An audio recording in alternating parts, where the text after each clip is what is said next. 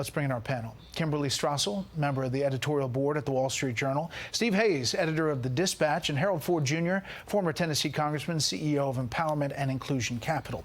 I would venture a guess, Kimberly, you're not going to see this topic discussed on other channels and other places, but your thoughts on this development and what it means big picture?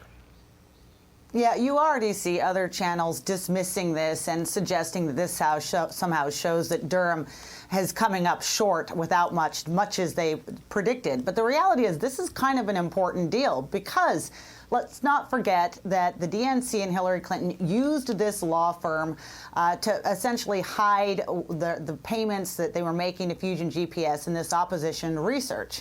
And so what you essentially have is an indictment of an operative here of the Clinton campaign being indicted for going to the FBI, lying to them in an effort to manipulate the FBI into investigating a rival campaign.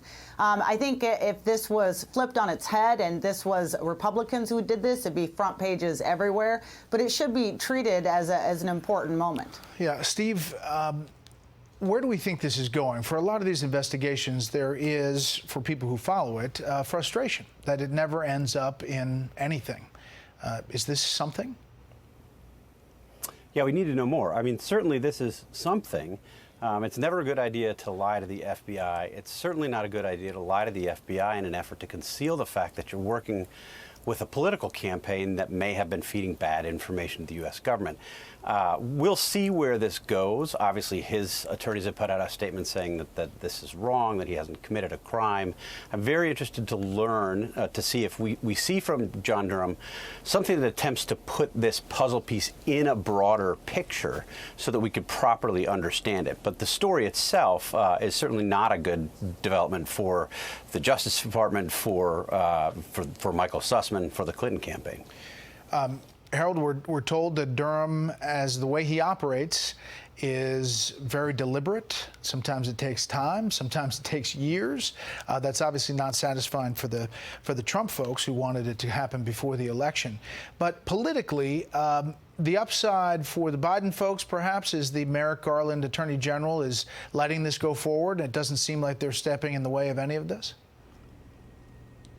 It appears that way. Thanks for having me on. I don't disagree with anything that's been said, and I don't know much that I can add other than to just echo that this is a serious charge.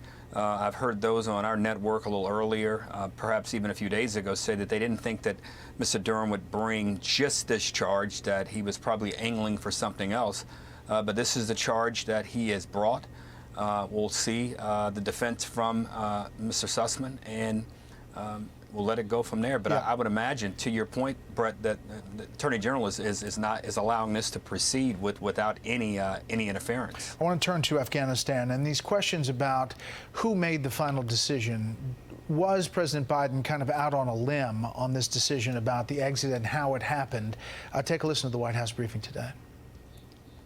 Did the president hear specifically the recommendation from the commander on the ground in Afghanistan that he feared that a full withdrawal would be devastating and should not happen?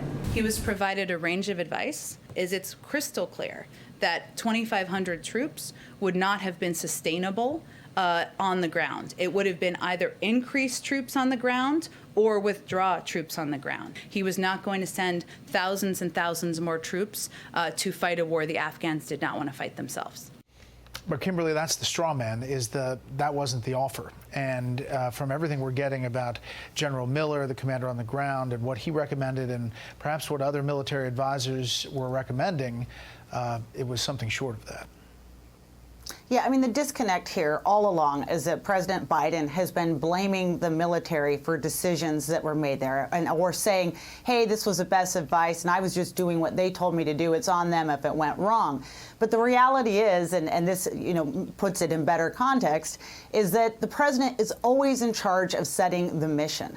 And essentially what the military is saying is that within the parameters he had given us, we didn't have any choice. We had to make, there weren't any options. Now, we told him you could do it this way instead, and he said, no, that won't fit with the mission. And so that's where we got where we got. It's on Biden. He made the call. Yeah, and obviously that hearing we will get to September 28th with Chairman of the Joint Chiefs, Mark Milley.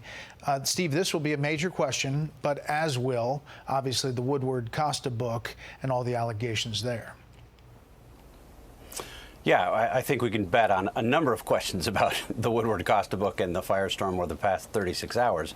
On this question, look, the U.S. military leadership on the ground in Afghanistan made plenty of mistakes, and I think gave plenty of bad advice. Over the years, they downplayed the existence of al-Qaeda in country. They whitewashed some of the Taliban.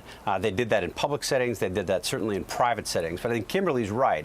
This is ultimately Joe Biden's call, and there were certainly intelligence assessments that said to the president, if you withdraw U.S. troops, if you reduce the American presence on the ground in Afghanistan, it will have negative effects on what's happening there and will hurt our ability certainly to collect more intelligence. So that's on Joe Biden. Yeah.